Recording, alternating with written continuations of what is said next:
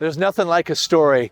I want you to hear this story because every story is a miracle in the making. Every person you meet. So listen to this. Welcome, my name's Dean, and this is my friend Jayden. Will you say hello to Jayden this morning? Come Hello, on, be guys. friendly. You know some of these folks.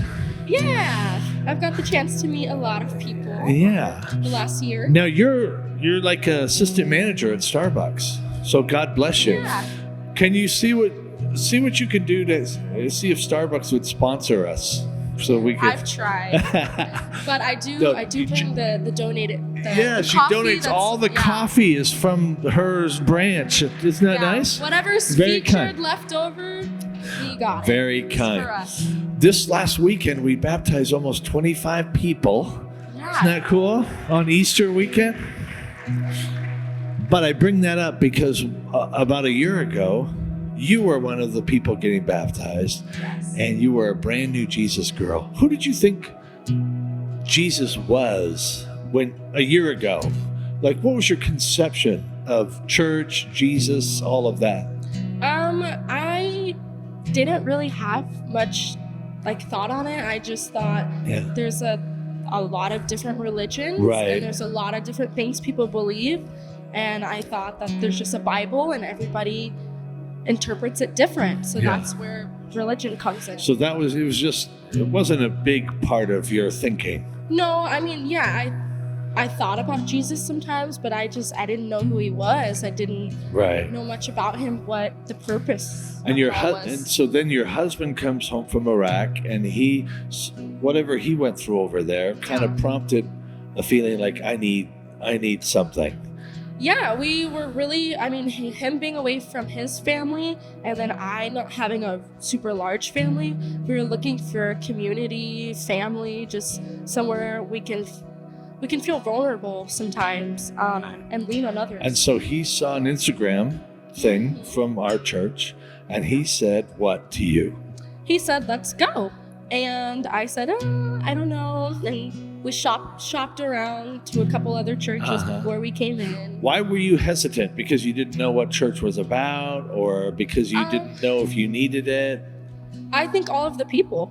Just showing up somewhere where I didn't know really anybody, especially religion, I'm starting to learn is a very special thing to people's hearts, and a lot of people don't want to talk about it or where they go. So coming here, everyone's so open.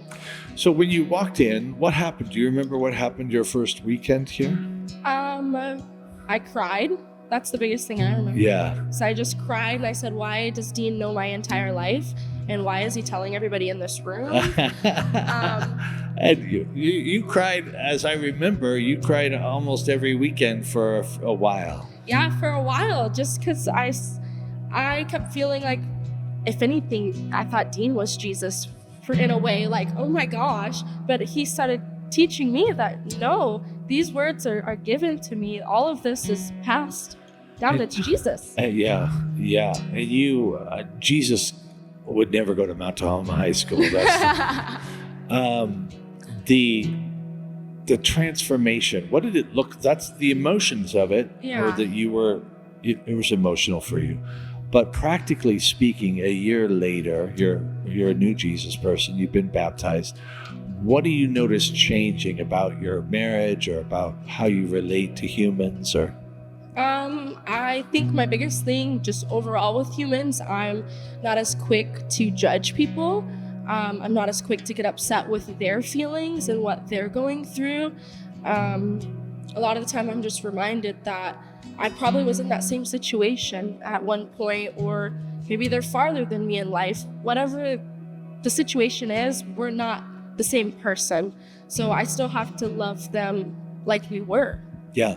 One of the things that's neat for me to see is when I go out and visit the different teams doing stuff over the weekend, and I see you're out there with Amanda and Matthew and the street team. You're out there helping homeless people. How did that, I just must say, it's like a year ago you didn't know Jesus, then you started coming and you found Jesus and you got baptized, and now you're serving other people who could do nothing for you. it's not a very good way to social climb to help unhoused people. Why are you a part of that? Well, at first, I just, through like my job being in the community, I would see some people and I'm like, I want to help you. And I just constantly want to give and buy them things. And you start to realize you can't just constantly give things. You have to slightly give yourself and talking and asking their name and getting to know them. And I started to hear people's stories of addiction and these different things, these terrible relationships they felt like were terrible in their lives, and they turned to serving, and it made a giant difference. I mean, I take Amanda and Matt. They're the biggest people in my life that I've came here and like have changed it by just their stories, not necessarily their actions in my life, but sharing who they were before Jesus, sharing who they are now. And especially Amanda, you see like how bright her smile is and how she just wants to talk to everybody. That wasn't her life, I'm sure, before pretty this. fabulous. You know? And that's now my mentor, to where I'm like, I'm gonna be just like that. I love it. I'm gonna serve. I love it. Yeah.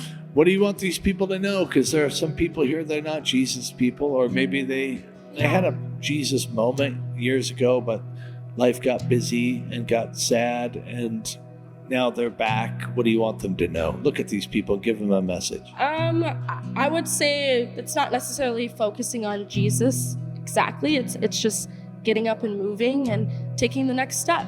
It's one step at a time. No matter, I mean, I think about a month ago, I had probably the worst thing ever happened to me. And a year, if that would have happened a year ago, I mean, I would be in bed, I wouldn't be here. But it's because for the last year, no matter how I felt, I got up and I went on a walk, or I went to the grocery store, or I just showed up at church and I asked someone for a hug or just to pray over me. I mean, it goes a long way over time, but it's not overnight. So just keep taking a step. It's the step. That's great advice. Would you thank Jayden for her story? I'm proud of you, young lady. Thank you again for watching. I hope it meant something to you. If it did, don't let it stop right now. Hit that share thing and give it to somebody that you know needs a little encouragement just like you did, okay? And thank you to everybody who gives. If you want to be a giver here, we'd love to take this message to other people around the world, because these stories, these messages really do change lives. Thank you again. Come see us sometime.